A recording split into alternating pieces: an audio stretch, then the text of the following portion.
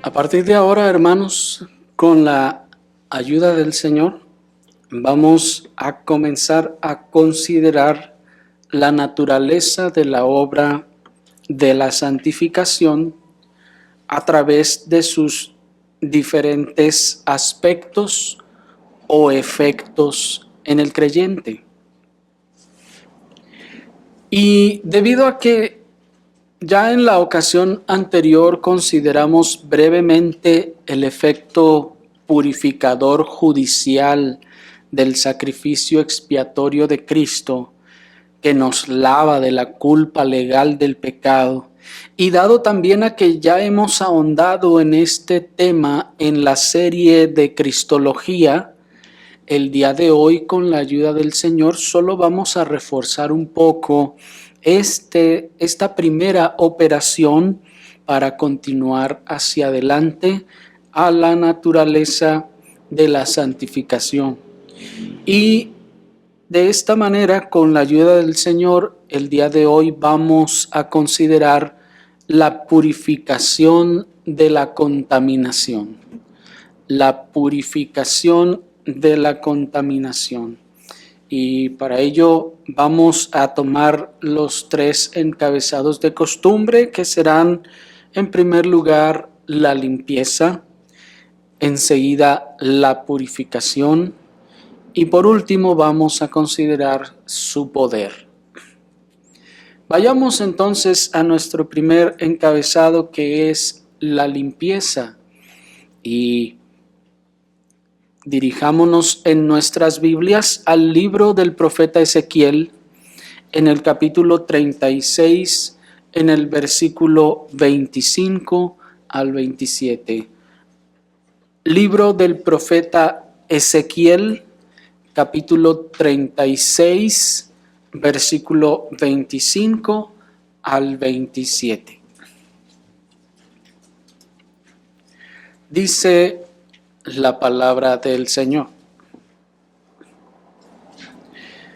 y rociaré sobre vosotros agua limpia, y seréis limpiados de todas vuestras inmundicias, y de todos vuestros ídolos os limpiaré, y os daré corazón nuevo, y pondré espíritu nuevo dentro de vosotros, y quitaré de vuestra carne el corazón de piedra, y os daré un corazón de carne.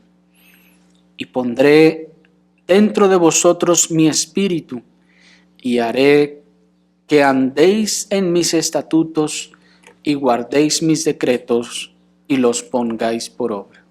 Hasta ahí. Observen, hermanos, cómo nuestro texto nos habla del mismo asunto, que es la santificación, pero en tres formas. Nos habla del mismo tema, pero en tres formas. La primera forma es la limpieza de las inmundicias con agua, pues dice el texto 25, y rociaré sobre vosotros agua limpia, y seréis limpiados de todas vuestras inmundicias. La segunda forma de la que nos habla de la santificación es que dice que va a quitar el corazón de piedra y nos va a dar uno de carne, en el versículo 26, y os daré un corazón nuevo, y pondré espíritu nuevo dentro de vosotros, y quitaré de vuestra carne el corazón de piedra, y os daré un corazón de carne. Y la tercera forma o efecto es que pondrá su espíritu en los santificados. Dice: y pondré dentro de vosotros mi espíritu, y haré que andéis en mis estatutos, y guardéis mis decretos, y los pongáis por obra. ¿Qué es entonces guardar los estatutos de Dios o andar en sus estatutos? ¿Qué es guardar sus decretos y ponerlos por obra, sino la santificación? De manera entonces que observen que se nos habla de la santificación en tres aspectos. Sin embargo, la distinción de las formas no es incidental ni meramente poético, sino que nos indica los tres grandes aspectos de la obra santificadora en el creyente. No es que cada versículo nos dice la misma cosa, pero con otras palabras, como si quisiera ser una poesía que ahora dice las cosas de una forma, con una metáfora, luego con otra metáfora y luego con otra metáfora. Aunque todo efectivamente se nos está hablando del mismo asunto, que es la santificación, no es que se nos dice lo mismo tres veces, no. De hecho, noten que las ideas van cambiando, las ideas van progresando. La primera vez se nos dice, rociaré sobre vosotros agua limpia y seréis limpiados de todas vuestras inmundicias. Y dice el 26, os daré un corazón nuevo y pondré un espíritu nuevo dentro de vosotros. Noten que ahí se agrega algo. No solo se está diciendo que será quitado el corazón de carne, sino que se agrega también el colocar un corazón nuevo y un espíritu nuevo. Y en el versículo 27 se agrega algo más, que es el Espíritu de Dios dentro de vosotros y hacer que andemos en los estatutos y guardemos los decretos del Señor. De manera entonces que primeramente en el texto hay una limpieza de culpa y mancha del pecado que nos es señalado desde el principio. Dice el 25, y rociaré sobre vosotros agua limpia y seréis limpiados de todas vuestras inmundicias. En segundo lugar, encontramos una purificación de la contaminación causada por el pecado. Pues enseguida el mismo versículo 25. Quitaré de vuestra carne el corazón de piedra y os daré un corazón de carne. Y en tercer lugar se nos enuncia una operación del Espíritu Santo para la obediencia activa. De modo que entonces, hermanos, observen aquí tres aspectos de la santificación. Primero, es limpiada esa culpa, como vimos, esa culpa legal. Enseguida, es limpiada la mancha o la contaminación del pecado. Y por último, hay una operación del Espíritu para obediencia activa. En cuanto al primer aspecto, podemos asociar la primera metáfora, la limpieza de las inmundicias con el agua. Esta se asocia con la purificación judicial de las inmundicias a todos aquellos a quienes se les imputa el sacrificio expiatorio de Cristo. ¿Y por qué decimos esto? Porque este rociamiento, pues dice el texto, ¿cómo dice? El 25, rociaré sobre vosotros agua limpia y seréis limpios. Este rociamiento del que nos comienza hablando el versículo 25, claramente nos está señalando a los rituales de purificación ceremonial que se ordenaron en el antiguo pacto. ¿Se acuerdan ustedes? En el antiguo pacto, hermanos, este rociar era parte del ritual en el que el sacerdote tomaba la sangre del sacrificio y luego la rociaba al pueblo. Ese rociar es este mismo rociar que está hablando este versículo, pero ahora está hablando del agua que está limpiando. Hebreos 9, 13 y 14 nos dice, si la sangre de los toros y de los machos cabríos, miren, y la ceniza de la becerra, dice, rociado a los inmundos, ¿se fijan? Si la sangre de los toros y los machos cabríos, rociados a los inmundos, ¿qué hace? Santifica para la purificación de la carne. Cuanto más la sangre de Cristo limpiará vuestras conciencias de obras muertas para que sirváis al Dios vivo. ¿Notan que se está hablando del mismo asunto? Se está hablando del mismo acto de rociar, de ese rociar a los inmundos. ¿Y para qué se rocía a los inmundos? Para la purificación, para que sean limpios. Por eso dice el profeta: rociaré sobre vosotros agua limpia y seréis limpios, noten, de vuestras inmundicias. Miren qué hermosa metáfora entonces de la sangre rociada. Ese sumo sacerdote en el día de la expiación toma de la sangre del animal que fue sacrificado en expiación, toma de esa sangre y luego con un hisopo rocía a todo el pueblo elegido, a toda la congregación para purificación. Evidentemente, este era un símbolo. Esta acción ceremonial que hacía el sacerdote era un símbolo que estaba señalando, nos dice el texto, a la sangre de Cristo para purificar. La sangre del que había muerto quedaba sobre los rociados como suya, como si ellos mismos hubieran pagado con sangre, pero era la sangre de otro. Imagínenlo, hermanos. Lo que pasa es que nosotros tratamos de imaginarlo y nos imaginamos como que a uno le cae una gotita u otra, pero el texto nos dice que esa sangre se rociaba.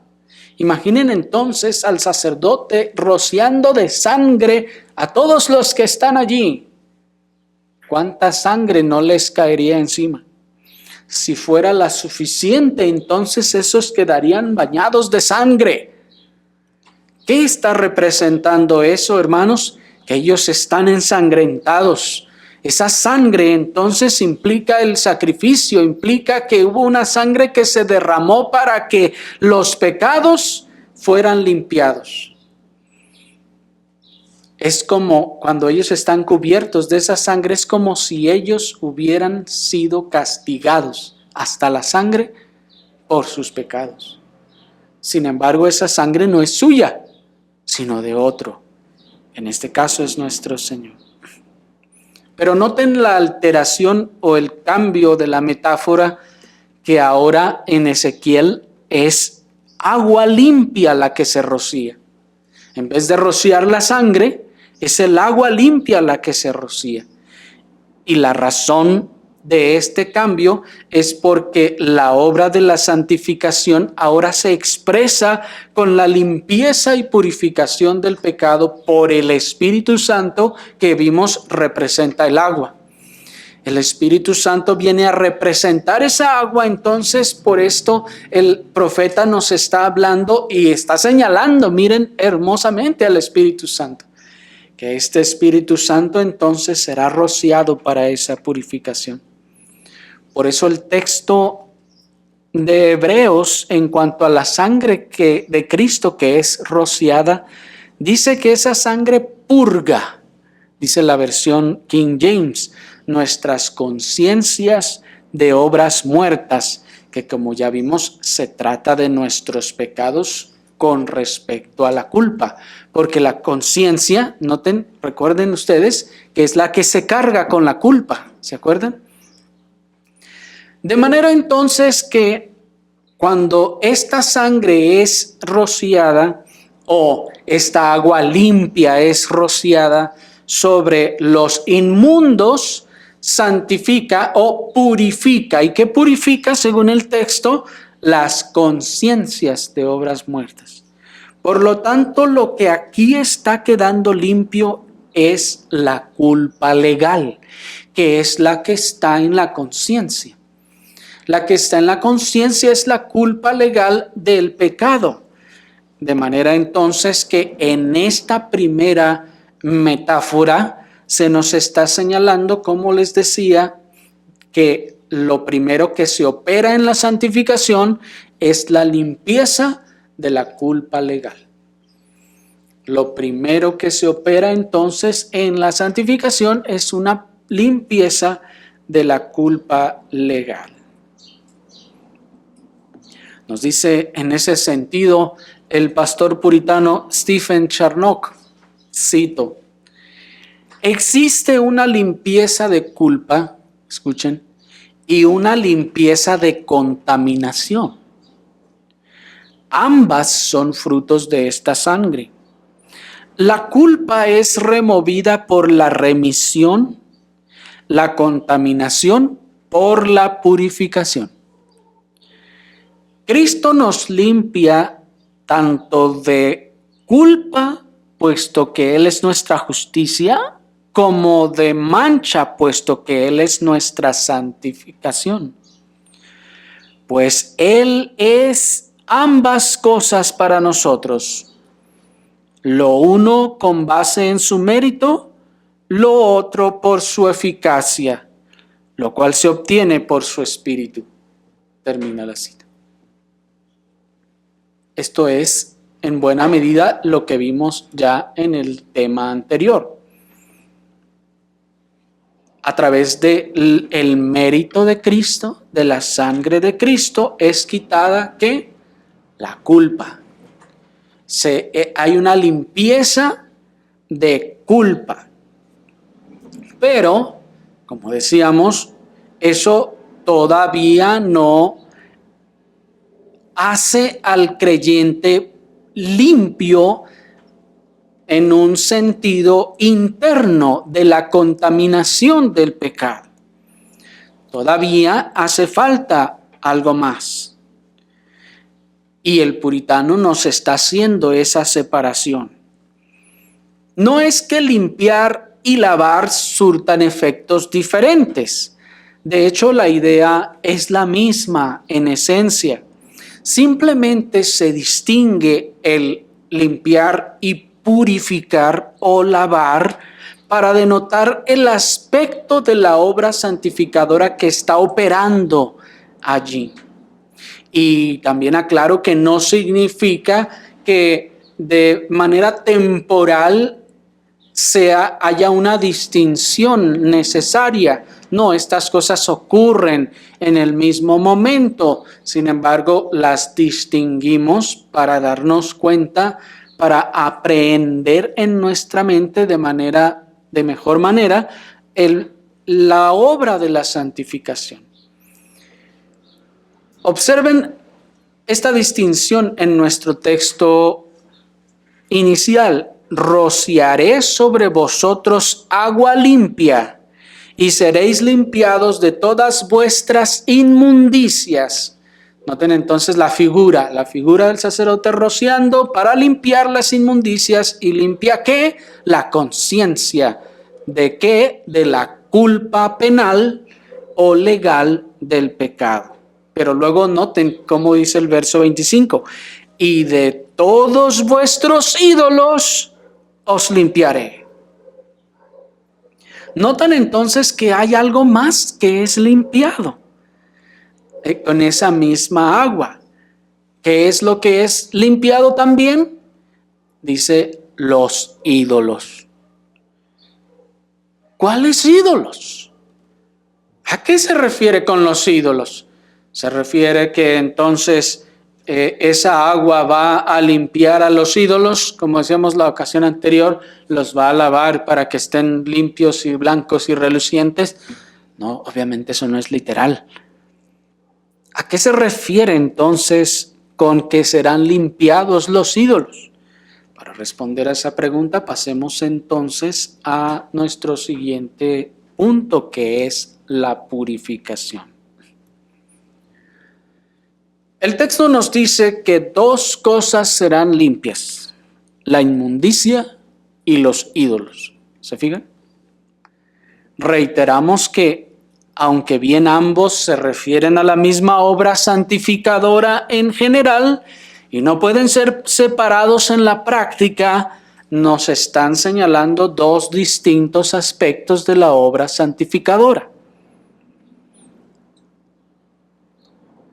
la limpieza legal de la culpa legal y la limpieza o la purificación de la inmundicia. Y aquí quiero hacer un paréntesis antes de continuar, porque tal vez alguno se preguntará, pero ¿no era que ese texto que leímos hablaba de la regeneración y no de la santificación? Bueno, ya vimos que el verso 27 nos está diciendo que es santificación. Sin embargo, hermanos, debemos reconocer que ambas son inseparables. La regeneración es inseparable de la santificación. Ambas son caras de la misma moneda. La regeneración está de un lado y la santificación está del otro lado. De hecho, hay un sentido en el que la regeneración, ese echar fuera el cuerpo de pecado que vimos en la circuncisión de Cristo, es una obra santificadora. Aunque se distingue para fines de una mejor aprehensión, la regeneración también es parte de la santificación. ¿En qué sentido? En el sentido de que purifica, de que limpia y de que lava. Observen la distinción y la relación entre ambas cosas en Efesios 5:26. Les leo.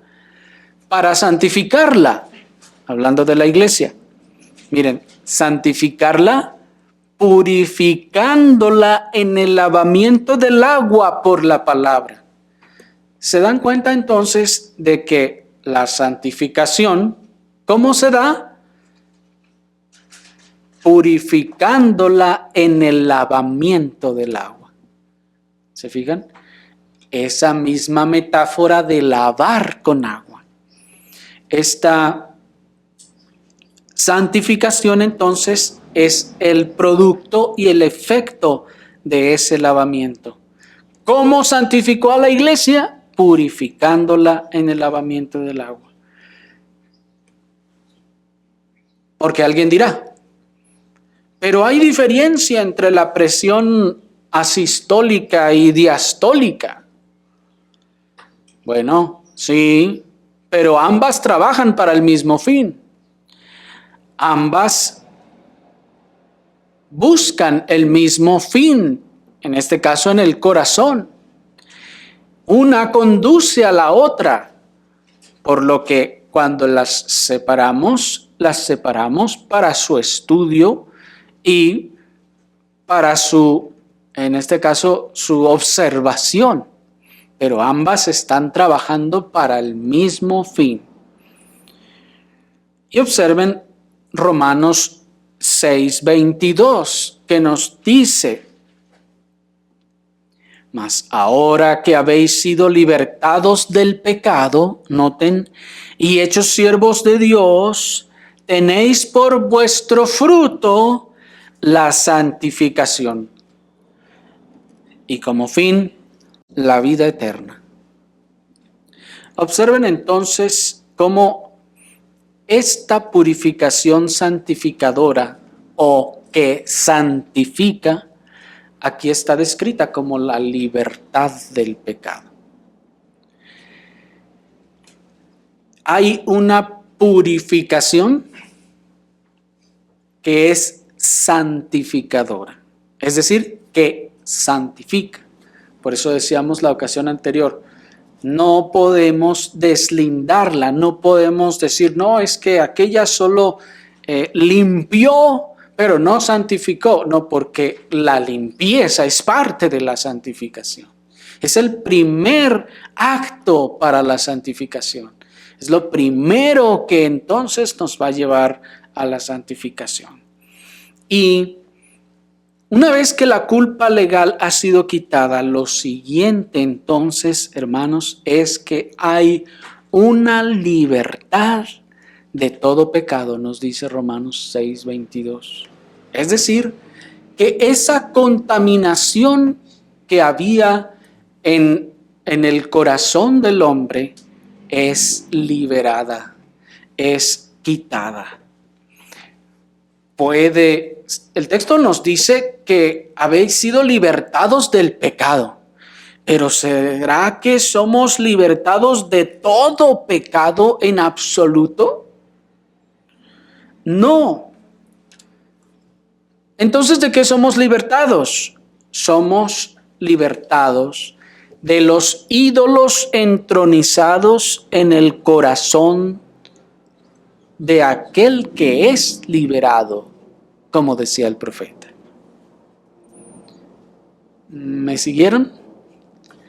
Aquí es donde entonces llegamos a la conexión con el texto que leímos en Ezequiel, que nos decía que seremos limpiados de los ídolos. ¿A qué se refiere con los ídolos? Romanos 6 nos dice, en palabras de Romanos 6, es que seríamos liberados de los ídolos. ¿Qué son los ídolos? Los ídolos del corazón. Los ídolos entronizados en el corazón, como decía el profeta.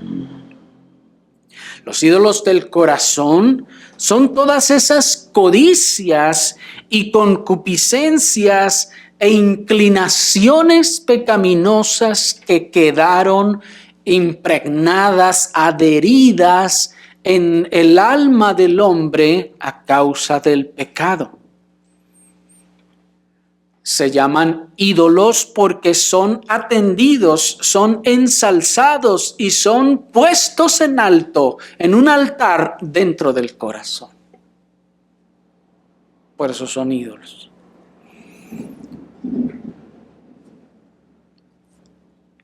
Esto, hermanos, les decía, lo podemos explicar más claramente recordando el pecado de Adán. Cuando Adán cayó, el pecado no solo surtió un efecto legal, estamos insistiendo, sino que también produjo una corrupción interna en el corazón, es decir, en todas sus facultades. Y es esta contaminación de las facultades lo que aquí es expresado como liberado del pecado, de esa contaminación interna para que al fin pueda ser restaurada la imagen del pecador a la de Dios. ¿Me explico? Porque decíamos que cuando se es purificada o limpiada la culpa legal, todavía permanece el efecto corruptor del pecado en el interior. Porque ustedes deben saber que el pecado, escuchen niños, el pecado no solo es una mancha. El pecado, muchas veces se piensa en el pecado, y dado las metáforas que también hay en la Escritura, se piensa que el pecado solo es una mancha. No, el pecado no es una mancha solo. El pecado es como ese agente que se impregna y se introduce adentro del ser. ¿Me explico? Nosotros somos como una esponja para el pecado. Una esponja de esas que usan ahí para lavar los trastes. Échenle una gota de pintura para la ropa o para lo que sea. Échenle una gota. ¿Y qué pasa con esa gota? ¿Se queda ahí, mancha eso por encima? No, empieza a introducirse hasta adentro y luego empieza a esparcirse y mancha todo el interior de la esponja. Así es el pecado. Nosotros somos la esponja y el pecado es ese agente corruptor. Es decir, que no solo se queda por fuera del hombre, se introduce adentro a lo más profundo y contamina todo. Una vez que esa esponja que ustedes usaban para lavar quedó contaminada con esa pintura, ¿la pueden seguir usando para lavar?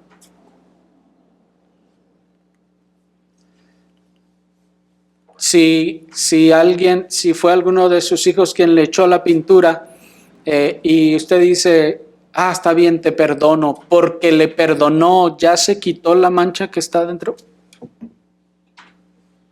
No, hermanos, ahí la culpa legal puede quedar eliminada.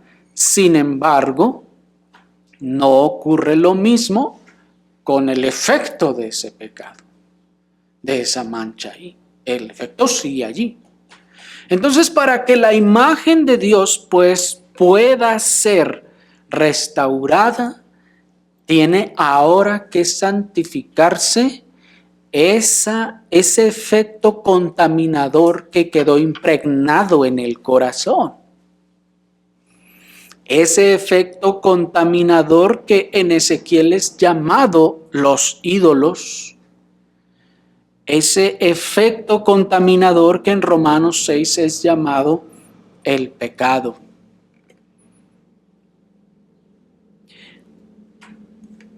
También ese efecto contaminador es representado con la metáfora del corazón de piedra, que es quitado de nuestra carne, nos decía el versículo 26. Ese corazón endurecido en la maldad, es a lo que se refiere. Porque es corazón de piedra, porque está endurecido en la maldad. Ese corazón endurecido en los caprichos, en las concupiscencias de la carne, es quitado, dice el profeta. Es quitado de allí. Ese efecto corruptor, ese poder corruptor del pecado que contaminó el centro del alma del hombre, es quitado, se dice. Entonces, esa es esta obra purificadora que santifica el interior, el ser interior del hombre. Luego de haber sido purificados de nuestra inmundicia legal, somos purificados de nuestra inmundicia carnal. Somos purificados de ese corazón duro de piedra.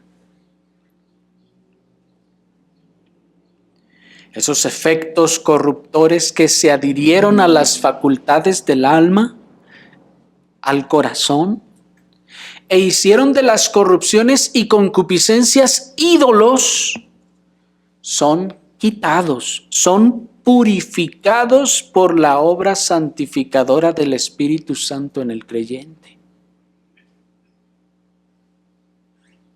Dice el pastor puritano John Owen en ese sentido: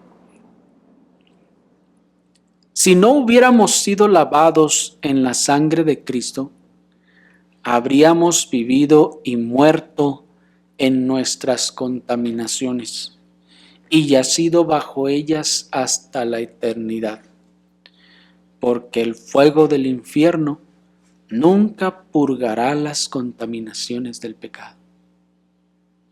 Termina la cita.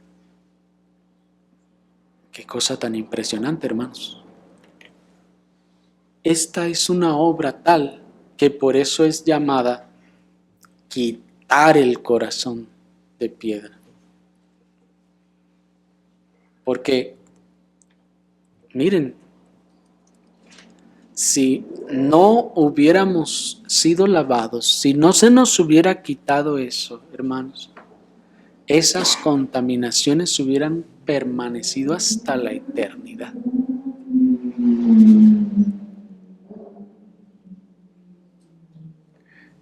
Y ni siquiera el fuego del infierno,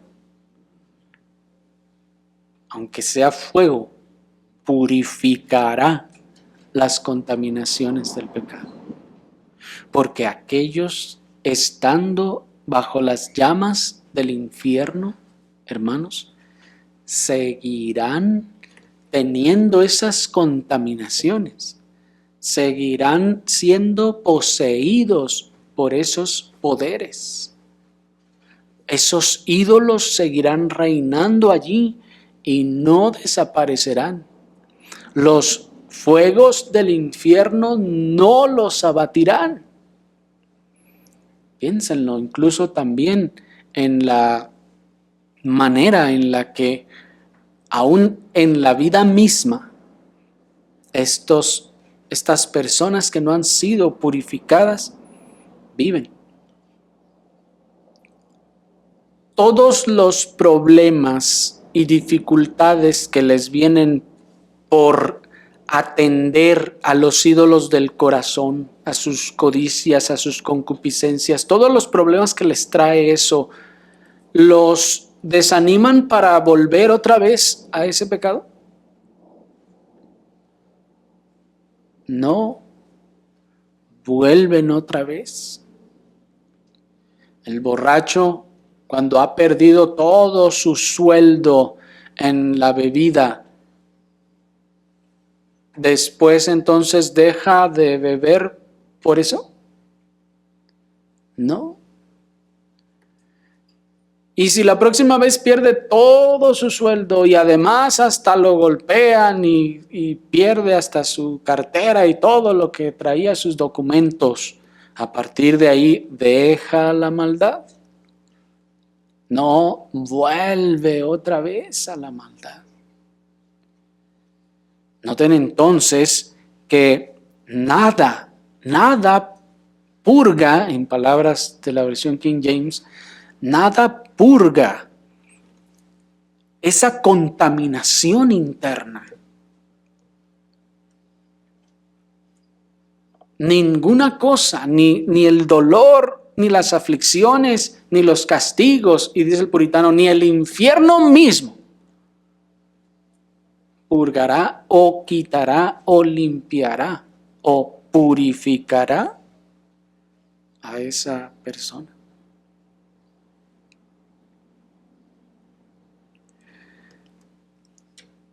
De manera entonces que cuando esta gracia santificadora viene a operar al corazón, lo que produce es la transformación.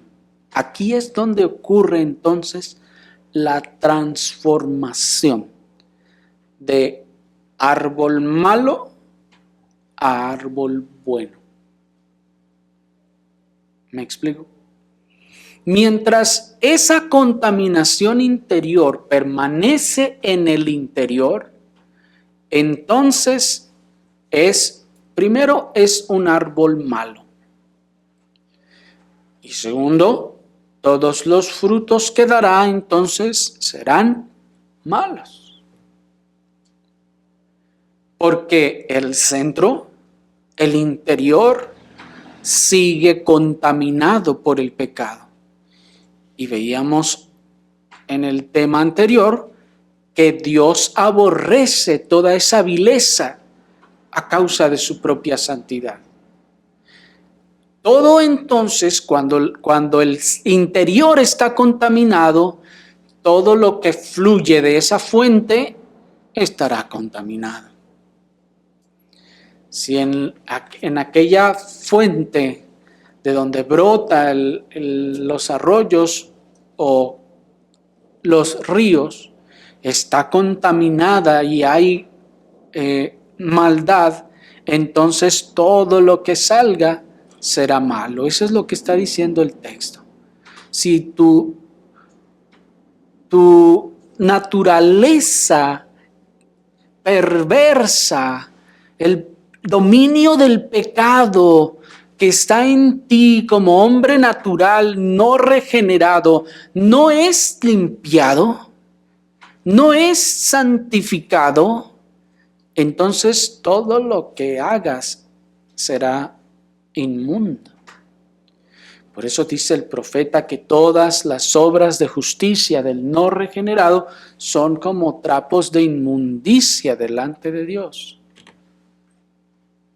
¿Por qué? Porque la fuente de donde produce y sale todo eso es mala. No es buena ni es santa. Por eso decíamos que aunque esa fuente mala, contaminada y perversa, quiera hacer algo bueno, ¿es tomado como bueno? No, es tomado como malo, porque todo lo que haga estará contaminado. Recuerden una vez más el ejemplo de la esponja para lavar los trastes. Una vez que ha sido contaminada con la pintura negra, ustedes traten de lavar el traste, el plato. Es una obra buena lavar el plato, ¿no es así?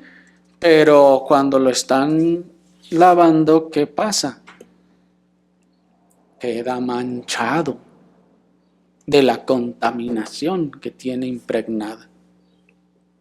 Así es, y esa es la razón por la que ninguna de las mayores obras buenas, entre comillas, que el ser humano pueda hacer en su estado de naturaleza puede ser tomada por Dios como una buena obra.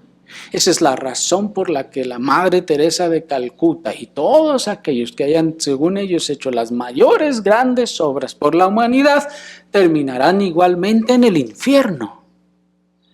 Porque ya precisamente leíamos ahí en Mateo 7 que el Señor dirá, muchos me dirán en aquel día, Señor, Señor. Y miren las obras que se enuncian allí, las más altas de todas. Aquí se expresa la profecía y los milagros no como lo único que dirán, sino como los mandamientos, lo más alto de ellos. Es como si el Señor estuviera diciendo, muchos vendrán y hasta me dirán que profetizaron e hicieron milagros, como lo más alto, ¿me explico? Ya de ahí hacia abajo cualquier cosa que ustedes quieran dirán, Señor, pero mira, yo le regalé todo mi dinero a los pobres. Y el Señor dirá, tú no habías sido limpiado y purificado en el interior, por eso eras un árbol malo y todos los frutos del árbol malo son malos. ¿Notan entonces cuán alejado está esto de una conducta externa de buenas obras, de pórtate bien? Esto es un asunto medular, interno, que transforma y lo cambia todo. Esta es la razón por la que aquel que es purificado, limpiado de esa contaminación del pecado en su interior, de esas inclinaciones perversas, malvadas, de esos ídolos del corazón, ahora es llamado santo. ¿Por qué es llamado santo? Porque anda así y, ¿cómo le hacen? Y le aparece una aureola aquí cuando mucha gente cree eso, hasta algunos protestantes también. Hay un falso profeta al que se sigue, que sale según predicando en una foto y acá tiene una aureola. Y porque tiene esa aureola mucha gente entonces le sigue y le cree. ¿De verdad?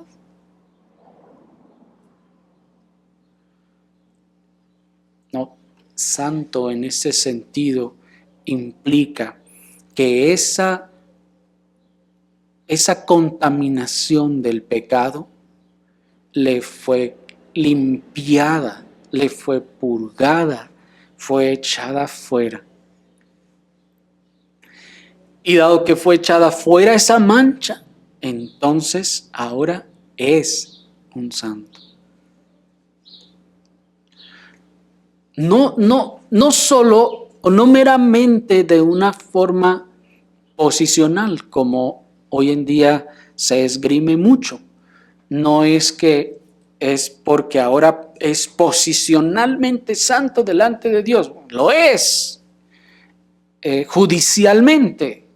Sin embargo, es santo porque su centro, la contaminación que había sido heredada y traía allí es, hermanos, purificada.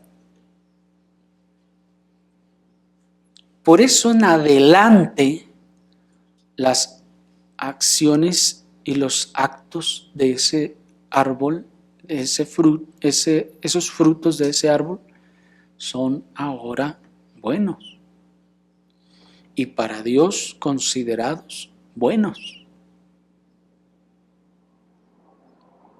¿Me explico? El dominio de esos ídolos entronizados en el corazón es derrocado. Y es derrocado por un poder y operación externo de la que solo somos el sujeto operado. Ese dominio de los ídolos entronizado en el corazón es derrocado por un poder externo. Es derrocada por una operación externa del que nosotros somos el sujeto operado, pues eso es lo que nos dice el verso 26 de Ezequiel 36, si no lo han perdido, dice, quitaré de vuestra carne el corazón de piedra y os daré un corazón de carne. Aquí está el quirófano, ¿lo ven?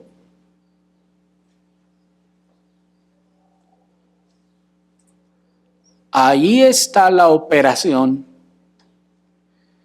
Y creo que no hace falta ser un médico para reconocer que nadie puede entrar al quirófano y abrirse él solo y hacerse una operación de corazón.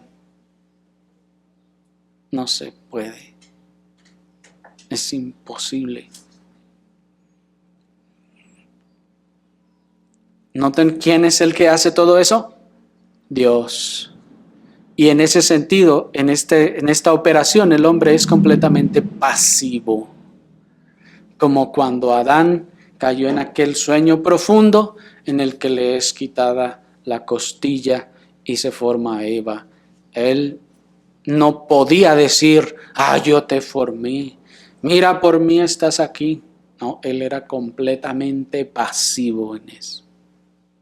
Así el hombre en esta operación inmediata, que era inmediata, sin medios, directamente por el poder del Espíritu, es operado. Le es quitado ese corazón de piedra y vamos a ver luego, se le pone uno de carne. Aquí está entonces esa operación, incluso observen la sucesión. Quitada la culpa legal, se quita el corazón de piedra. ¿Por qué? Porque para poder meter el corazón nuevo, primero se tiene que quitar el viejo, ¿no es así? Eso es hasta natural. Por lo que la siguiente operación es quitarlo, purificar, santificar lo malo. Quitándolo entonces. Y ahora sí, la que sigue, veíamos la tercera, ahora ya es positiva. Vamos a ver.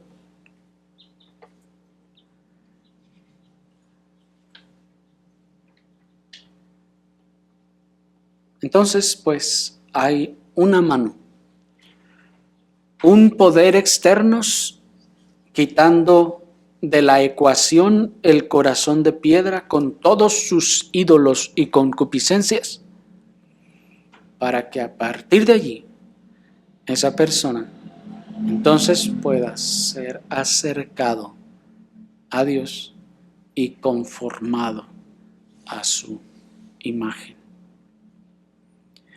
Pero esto, ¿cómo afecta a los que son operados de esta manera? Para responder a esta pregunta, pasemos a nuestro tercer y último encabezado, que es su poder. Este punto solo será una introducción de nuestro próximo tema. Así que solo vamos a considerar algunos aspectos generales, porque queremos considerar este efecto con cuidado, para que podamos estar claros en él y ejercer la fe, como decíamos en el tema pasado. Romanos 6:22, si me acompañan, Romanos 6:22. 22. Dice la palabra del Señor.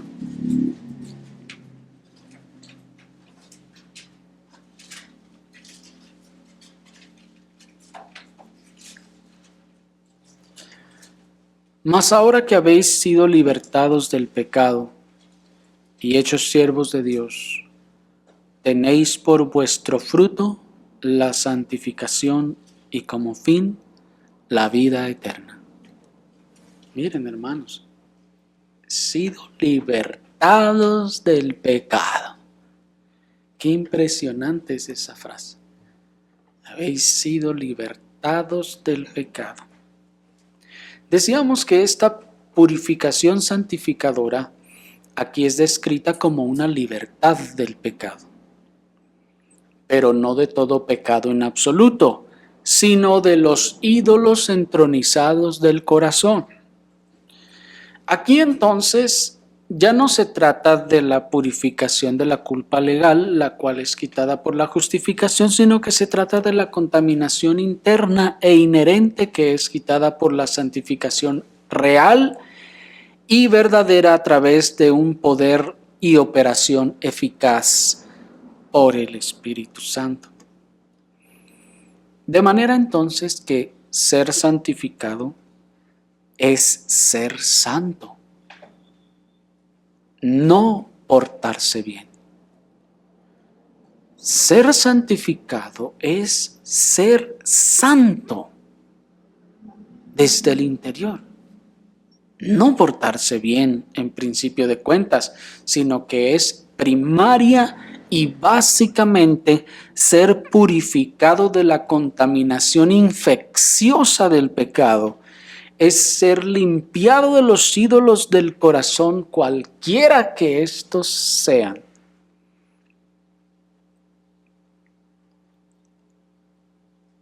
Eso es ser santificado en primera instancia, en el interior. Además de que es una obra, veíamos, completamente de Dios, pues Dios promete directamente hacer Él todo eso y no nosotros. Esta purificación santificadora,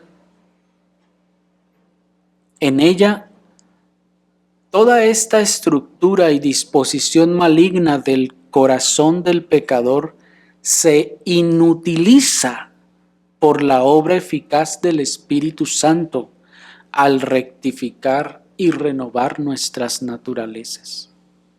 Al renovar estas naturalezas, entonces, el alma viene a ser santa, santificada. Esta purificación santificadora, en ella el Espíritu Santo da un nuevo entendimiento, da un nuevo corazón, es decir, una nueva mente y nuevos afectos renovados, todo a la imagen de Dios, como dice Colosenses 3:10, y revestido del nuevo, el nuevo hombre, que es renovado en conocimiento conforme a la imagen del que lo creó. ¿A quién creó? Al nuevo hombre, que vamos a ver en este sentido de forma positiva. Así que el principio de gracia implantado en el alma por el Espíritu Santo hace que esta nueva creación sea un creyente que es puro, que es purificado, que está limpio y que es santo. Y esa es la razón por la que el Señor Jesucristo le dijo a Pedro: ustedes ya están limpiados, ustedes ya están limpios, ya solo necesitan que les lave los pies, porque el interior ya está limpio, ya son santos. Esta libertad del pecado, entonces, esa purificación santificadora, es una libertad para no ser más irremediablemente arrastrados por el mismo poder pecaminoso de los ídolos como antes. Esta libertad y pureza confiere entonces la libertad de no ser más dominados y arrastrados, no ser más esclavos del pecado. El que ha sido entonces purificado, es purificado de los enemigos.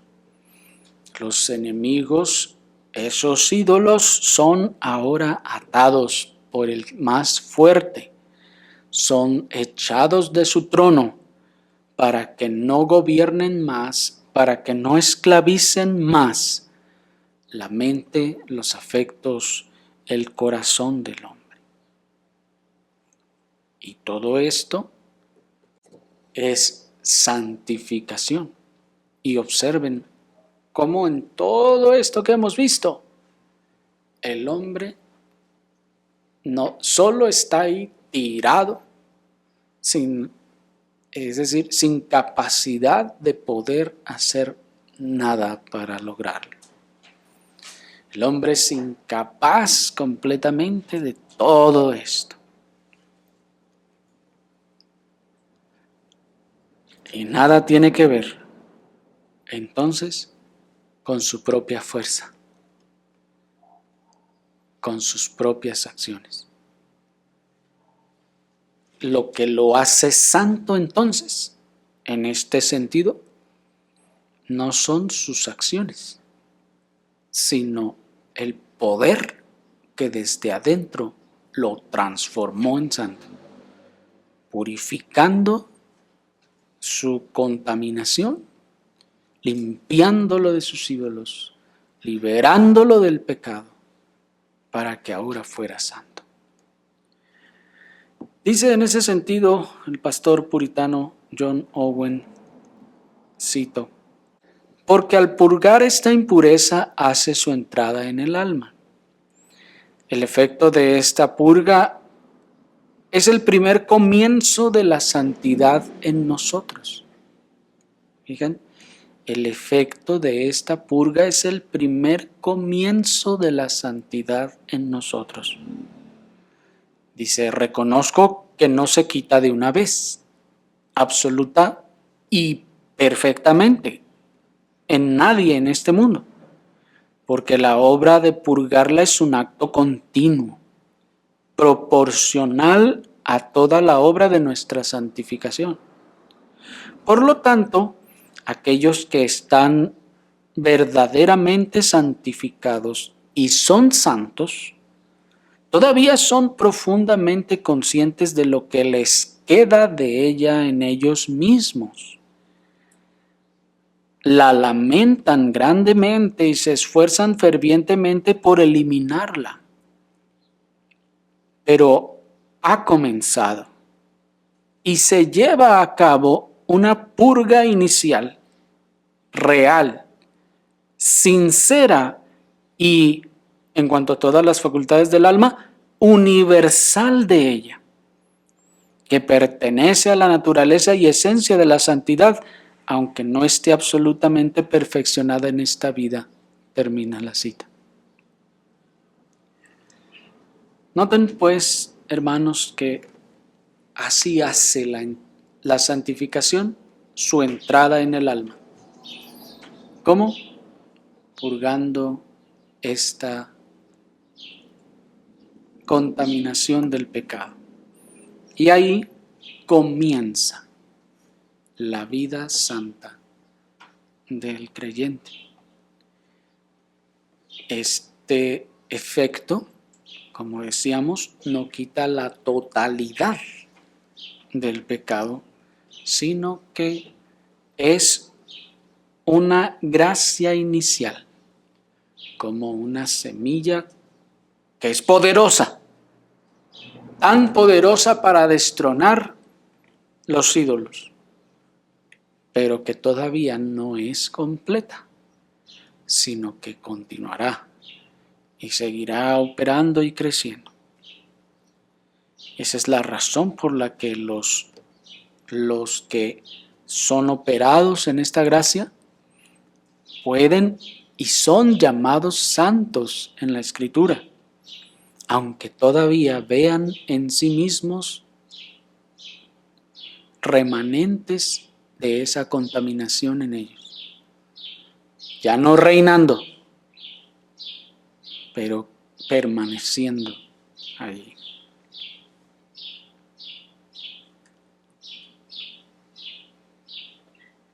La gran y dichosa esperanza es que esto ya ha comenzado.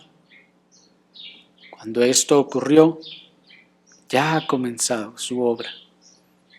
Eso solo es el principio. Y es verdadero, es completo, es real, es sincero, dice el puritano.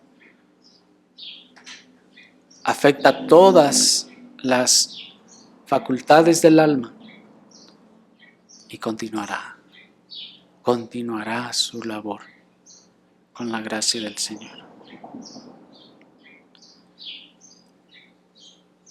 Oremos, hermanos, que podamos ver y los que no experimentar esta gracia en el corazón. Oremos al Señor.